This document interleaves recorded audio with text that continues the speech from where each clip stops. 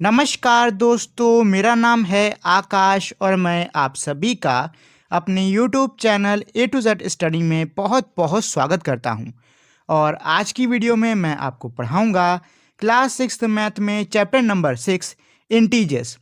आज इंटीजर्स की पहली क्लास होने वाली है, तो सबसे पहले तो हम लोग इंटीजर्स के बारे में थोड़ा सीखेंगे। इसमें हम लोग ये जानेंगे कि इंटीजर्स क्या होते हैं, उनका इस्तेमाल क्या होता है और भी कई सारी छोटी बहुत चीज़ें हम लोग इंटीजर्स के बारे में जानेंगे। तो चलिए पहले तो हम लोग ये समझ लेते हैं कि इंटीजर्स आखिर हम लोग कहते किसको हैं।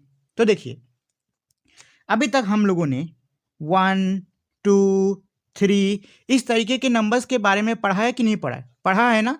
तो देखिए, मेरे ऐसे नंबर्स जो कि मेरे 1 से शुरू होते हैं और इन्फिनिटी इन्फिनिटी इस निशान का मतलब था इन्फिनिटी यानी कि अनंत, यानी कि ऐसी संख्याएं जो कि मेरी ऐसी काउंटेबल संख्याएं जो कि मेरी 1 से शुरू होती हैं और ऐसे अनंत तक जाती हैं, इनको हम लोग क्या कहते हैं? नेचुरल नंबर्स कहते हैं। नेचुरल्स हिंदी में प्राकृतिक संख्याएं कहते हैं, ठीक है, नेचुरल नंबर्स कहते हैं। अच्छा देखो, जीरो को इस तरीके से नंबर्स में बाद में ऐड किया गया था, इसीलिए अगर मैं इन नेचुरल नंबर्स में यानी कि जो मेरे 1, 2, 3, 4 ऐसे करके जो नंबर्स हैं, इन नेचुरल नंबर्स में अगर मैं जीरो भी लगा देता हूं तो फिर ये पूरा होल नंबर कहलाता है। क्या कहलाएगा? Whole number.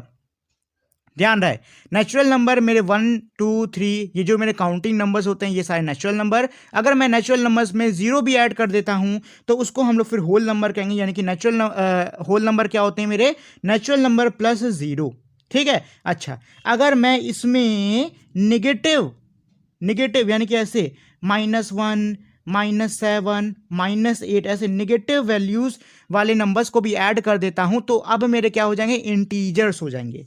मतलब ये होता है कि इंटीजर्स किनको कहते हैं? इंटीजर्स हम लोग किनको कहते हैं? इंटीजर्स हम लोग हमारे पॉजिटिव और नेगेटिव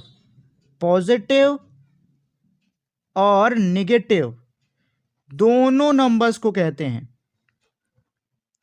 पॉजिटिव एंड नेगेटिव दोनों ही नंबर्स को हम लोग इंटीजर्स कहते हैं। इंटीजर्स के अंदर पॉजिटिव नंबर यानी कि 1, 2, 3 और नेगेटिव नंबर यानी कि -1, -2, -3 ये दोनों आते हैं, ठीक है। देखो, सबसे छोटा सबसे पहला हमारा क्या आता है? Natural number. नेचुरल नंबर हमारे 1 से स्टार्ट होते हैं, 1, 2, 3, 4, 5, 6 मतलब ये जो सारे काउंटिंग नंबर्स होते हैं 1 से शुरू होकर आगे जाने वाले, ये सब नेचुरल नंबर्स कहलाते हैं। अगर मैं नेचुरल नंबर्स के साथ में जीरो भी ले लेता हूं तो ये सारे क्या कहलाएंगे? होल नंबर कहलाएंगे। होल नंबर के अंदर नेचुरल नंबर्स के अलावा क्या आता है? जीरो भी आता है। अगर मैं इंटीजर की बात करता हूं तो इंटीजर में मेरे क्या होंगे? Natural number, whole number, negative number सारे होंगे। मतलब इसमें पॉजिटिव नंबर्स और नेगेटिव नंबर्स दोनों ही होंगे और यही मेरा क्या होता है? इंटीजर्स होते हैं। तो इंटीजर्स मेरे क्या होते हैं? ये मेरे पॉजिटिव नेगेटिव सारे नंबर्स होते हैं। इंटीजर्स क्या होते हैं? पॉजिटिव नेगेटिव सारे नंबर्स होते हैं, ठीक है। चलिए अब हम लोग इसमें पढ़ लेते हैं इंटीजर्स ऑन नंबर लाइन। देखिए, ये थोड़ा हमारा इंपॉर्टेंट टॉपिक है तो इसको थोड़ा ध्यान से समझना, ठीक है। मेरी पेंसिल कहाँ गई? ये रही। चलो, तो इंटीजर्स ऑन नंबर लाइन। सबसे पहले तो इंटीजर्स की जो नंबर लाइन है इसको ड्रॉ कैसे किया जाता है ये समझ लीजिए। तो सबसे पहले आपको क्या करना है? एक लाइन खींच लेनी है, ठीक है। लाइन में जहां पे आपको मिडिल पॉइंट लग रहा है वहां पे आपको जीरो लिखना है। राइट साइड यानी कि इस तरफ, राइट की तरफ आपको प्लस वाले नंबर्स लिखने हैं और लेफ्ट की तरफ आपको कैसे लिखने हैं? माइनस वाले नंबर लिखने हैं। ध्यान रहे, पॉजिटिव जो होगा वो हमेशा राइट साइड होगा, नेगेटिव जो होगा हमेशा लेफ्ट साइड होगा, ठीक है। राइट हमेशा सही होता है तो राइट साइड में आपको पॉजिटिव डालने हैं और लेफ्ट में आपको नेगेटिव डालने हैं, ठीक। अच्छा, इस नंबर लाइन की एक खासियत होती है। खासियत क्या होती है कि अगर आप राइट डायरेक्शन की ओर जाते हो, मतलब राइट साइड की तरफ जाते हो, तो मेरी जो नंबर्स हैं इनकी वैल्यू क्या होती है? इंक्रीज होती है। इनकी वैल्यू इंक्रीज होगी, मतलब ये मेरे बढ़ेंगे, ठीक। लेकिन आप उल्टा करते हो, अगर आप लेफ्ट साइड की तरफ जाते हो तो ये जो मेरे नंबर लाइन पे नंबर्स होते हैं इनकी वैल्यू क्या होती है? घटती है। वैल्यू क्या होती है? घटती है, ठीक। अच्छा, एक चीज हमेशा याद रखना कि भाई पॉजिटिव इंटीजर्स और नेगेटिव इंटीजर्स दोनों में जमीन आसमान का फर्क होता है। पॉजिटिव इंटीजर्स और नेगेटिव इंटीजर्स दोनों में ज़मीन आसमान का फ़र्क होता है। लोग अक्सर क्या करते हैं? लोग इंटीजर्स को सॉल्व करते टाइम एक बहुत ही कह सकते हो कॉमन सी गलती कर देते हैं। कॉमन सी गलती क्या कर देते हैं कि भाई अक्सर आंसर कहीं आ रहा होता है, मान लो -4 तो लोग लिख देते हैं 4 सिर्फ। तो ये आपका गलत हो जाएगा। इंटीजर्स के अंदर जो ये नेगेटिव और पॉजिटिव का ये निशान होता है ना, ये मेरा बहुत इंपॉर्टेंट होता है। अगर आपने इंटीजर्स के अंदर नेगेटिव और पॉजिटिव के निशान में कोई भी मैसअप कर दिया, मतलब आपने कोई भी गड़बड़ कर दी, तो टीचर आपके तुरंत नंबर्स काट लेगा। ठीक। और पहली चीज़ तो अगर आपने निशान गड़बड़ कर दी तो आप जो भी सम लगा रहे हो इंटीजर का, वो आपका सॉल्व भी नहीं होने वाला। वो तभी सॉल्व होगा जब आप निशान का सही से यूज़ कर रहे हो। अच्छा, और एक और चीज़, कभी भी बेटा -5 और +5 में कंफ्यूज मत होना, ये दोनों एकदम अलग अलग नंबर हैं, ध्यान रहे। नेगेटिव का 4 और पॉजिटिव का 4 ये दोनों अलग अलग नंबर होते हैं। नेगेटिव और पॉजिटिव दोनों अलग अलग होते हैं, चाहो तो आप नंबर लाइन पे देख लो। ये है मेरा नेगेटिव का 4, ये है प्लस का 4, और अगर आप इनके बीच में काउंट करोगे ना तो इनके बीच में 8 यूनिट का डिफरेंस आएगा। कितना डिफरेंस है? 8 यूनिट का डिफरेंस। तो ये बताओ, जब दो नंबर्स के बीच में 8 यूनिट का डिफरेंस है तो आप कैसे कह सकते हो कि ये दोनों नंबर मेरे सेम हुए? ये दोनों नंबर मेरे बिल्कुल भी सेम नहीं है। इसीलिए आपको इंटीजर लगाते वक्त ये भी ध्यान देना है कि भाई जो भी मेरा जो नंबर दे रखा है वो किस में है, पॉजिटिव में है कि नेगेटिव में है। ठीक है, पॉजिटिव में है कि नेगेटिव में है। ठीक। अच्छा, एक और पॉइंट आपको ध्यान देना है, नेगेटिव के अंदर नंबर मेरा जितना बड़ा होता है वैल्यू उसकी उतनी क्या होती है, छोटी होती है। पॉजिटिव के अंदर नंबर जितना बड़ा होता है वैल्यू उतनी ही बड़ी होती है। जैसे कि अगर मैं यहाँ पे दो नंबर लिख देता हूँ, मैं लिख देता हूँ -100 और -4। अब मैं आपसे पूछता हूँ कि बताओ भैया बड़ा नंबर कौन सा हुआ, -100 की -4? तो हो सकता है कई लोग उछल के बोलें कि अरे 100 तो बड़ा होता है, इसमें कोई शक है। मैं कहूँगा नहीं, क्योंकि ये नेगेटिव का ध्यान रहे। नेगेटिव में नंबर जितना बड़ा होता है वैल्यू उतनी ही क्या होती है, कम होती है, और नंबर जितना छोटा होता है वैल्यू उतनी क्या होती है, ज़्यादा होती है। मतलब कि यहाँ पर -4 मेरा -100 से ज़्यादा है। ठीक है, अगर मैं वैल्यू की बात करूं तो -4 मेरा -100 से क्या है, ज़्यादा है। -100 मतलब ये बहुत कम हो गया। अगर लेकिन यहीं पे मैं नेगेटिव हटा देता हूं, मैं सिर्फ पॉजिटिव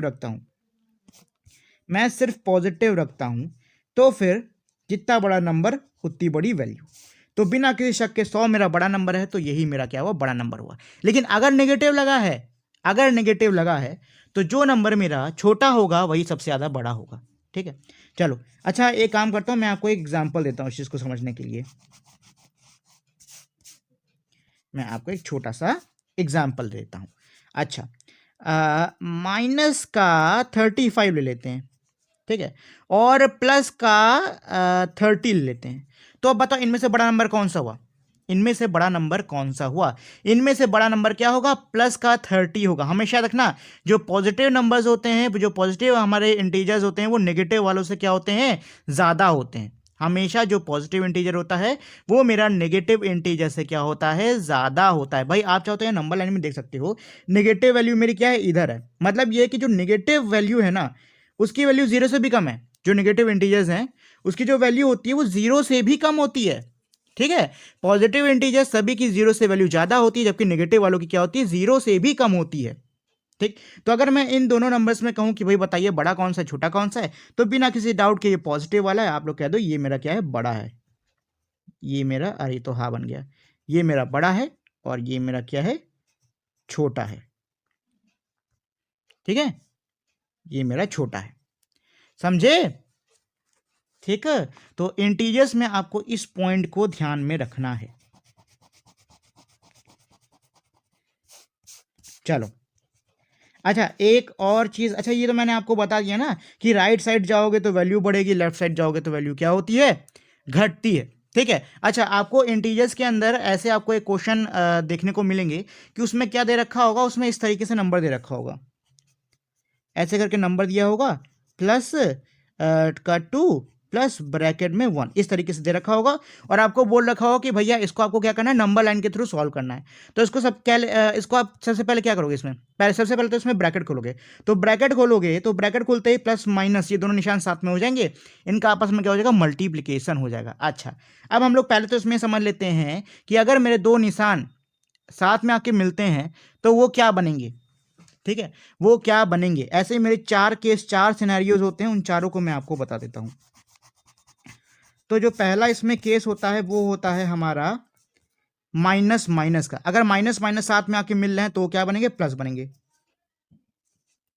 अगर प्लस प्लस साथ में आके मिल रहे हैं तो क्या बनेंगे, प्लस बनेंगे।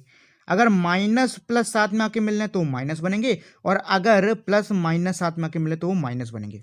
एक चीज़ ध्यान देना, अगर मेरे दोनों निशान सेम हैं तो आंसर में मेरा प्लस आएगा।